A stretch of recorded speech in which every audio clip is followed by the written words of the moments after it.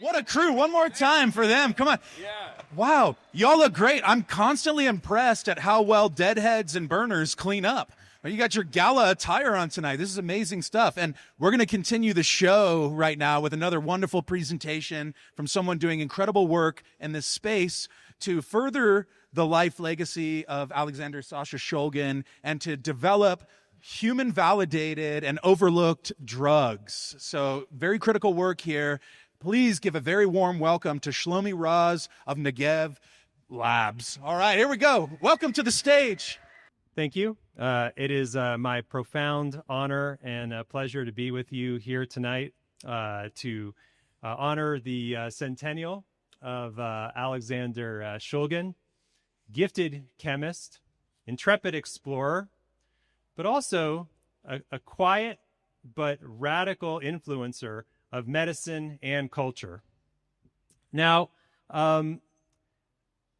we remember Sasha for all the drugs that he explored and discovered, but I would like to remember him tonight for some of the questions and some of the mysteries that he uncovered. What are the full therapeutic potentials of these compounds, and how do we go about really unlocking them? Sasha will forever be known for incredible medicines like MDMA, 2CB. But everyone in this room knows that he explored hundreds of compounds. Now, some of those compounds were too intense. Some of those compounds lasted way too long. Some of those compounds didn't really move the needle in terms of being a psychedelic. And one of those compounds seemingly really didn't move the needle, but yet Sasha was really interested in. It was a drug that he eventually called Ariadne. He thought it was very special. Let me read to you some of his, I would say, poetry describing the drug. He says, "How do you discover a new drug for a malady that does not yet exist in an experimental animal? One way is to stumble upon it in the search of new psychedelics." Well, he stumbled upon something very interesting. So Ariadne, no matter how much you take, it's not a psychedelic, and yet it had very profound effects. Sasha described it as having something along the lines of an energetic effect, increasing his interest in the world, his mood, his sense of living, of experiencing pleasure and well-being. Now, Sasha wasn't the only person interested in Ariadne. Little known fact, Bristol Labs, the precursor of Bristol Myers Squibb, was also very interested in Ariadne. The head of Bristol Labs research actually gave Ariadne to the entire board of directors of Bristol Labs, right? Can you imagine? Before they began clinical development. Apparently, it was a big success because they greenlit the program. Now, Bristol Labs between 1974 and 1977 gave Ariadne to over 400 patients in nursing homes all around the United States.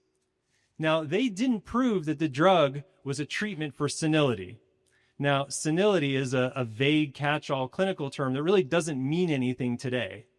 But what they discovered in that clinical trial was that Ariadne could profoundly treat the symptoms of Parkinson's disease, both the motor symptoms and, crucially, the apathy and depression that afflicts so many patients with Parkinson's disease. But Bristol discontinued the program for obscure reasons. Sasha was not so easily deterred. He approached Bristol and he said, "Give me back the drug, give me back the patents, and I'll pursue it." In fact, one of the documents that we recovered is actually in Sasha's handwriting, sketching out the clinical trial design for a trial in what he described as amotivational elderly. Now, Sasha was never able to execute that trial. He was never able to get a financial sponsor to back him. And it seemingly was the end of the road for Ariadne. The patents were expiring and there was no money for it. Until decades later, when the Alexander Shulgin Research Institute was founded. Now, it is my pleasure to introduce Paul Daley, one of the founders and president of the Alexander Shulgin Research Institute, to describe his work on Ariadne. We did form the ASRI. This is a concept that Sasha had toyed with in the early 1980s, but never really expanded to the point of it being a real business endeavor. He may have just needed letterhead so that he could order chemicals, but in any event, we did found this in 2021. Ann Shulgin and my colleague Nick Cozy from University of Wisconsin and I.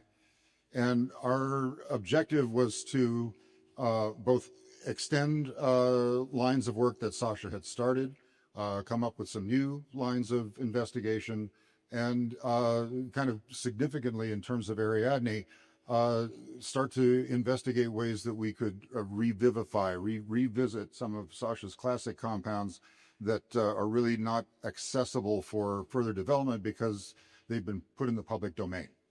So we set out a campaign of developing new intellectual property, doing patent applications, and Shlomi's company came along at kind of a crucial point and licensed out of 2 of those families of compounds. And I think we've got some very interesting candidates, some of which are closely related to Ariadne itself, and others that I think show great promise, although we have to figure out exactly how we want to apply these things.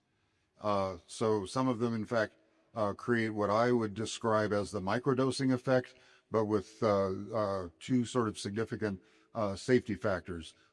Even if you push dose, they never tilt over into a full psychedelic effect. And secondly, there's a sort of a bête noire of the whole microdosing world, which is serotonin 2B activation. There are, a family of 15, I think, serotonin receptors. All of them probably are involved with psychedelic responses to one degree or another. But the 2B is a bit of a problem. It is expressed in great quantity on the heart valves. And if you chronically stimulate it, those heart valve cells will start to multiply, the valves become thickened, and they eventually start to become incompetent and leak, and that's a problem. So there have been commercial, successful otherwise pharmaceuticals that had that problem that were pulled off the market. So in any event, we're continuing that work, finding new partners like Shlomi and Negev Labs, and hope to push things forward into a murky future. So,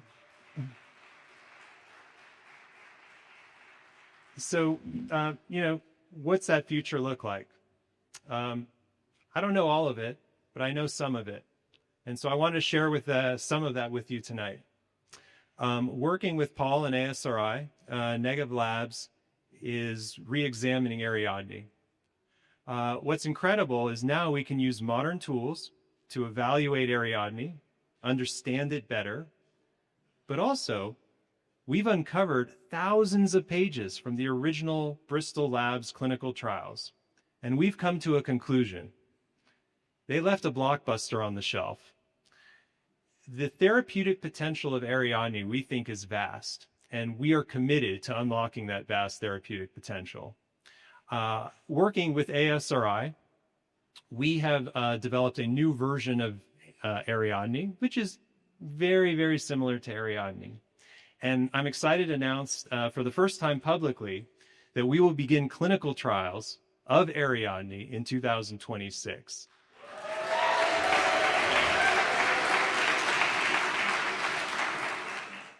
This is not just about another clinical trial or intellectual property. This is Sasha's vision that he held on to for decades, now finally coming to a reality. And I couldn't be more excited to be a part of that. Now, what do we do at Negev Labs? We find overlooked drugs with human data and we build companies around them. And the clearest example of that mission is what we're doing with Paul and what we're doing with Ariadne, right? It's Sasha's molecule with modern technology and clinical rigor. And we're thrilled to be developing it. So, to wrap up, it is delightful to be here on Sasha's 100-year birthday. And to remember Sasha not just for the drugs that he developed and not just for the things that we know him to be in terms of his books, but crucially, to re-explore the mysteries and the questions that he left behind. Now, we're also here to support the foundation. It's incredible work in sustaining and supporting the legacy of Sasha and making events like this possible. But crucially, everyone here hopefully is committed to answering some of the questions and mysteries that Sasha left behind. What is the potential of these drugs? At Negev Labs and ASRI, we are committed to unlocking the vast therapeutic potential of Ariadne and transforming it into a medicine. And in that way, adding just one more amazing drug to the legacy of Sasha Shulgin so that he will be forever remembered by drugs like MDMA and like Ariadne. Thank you.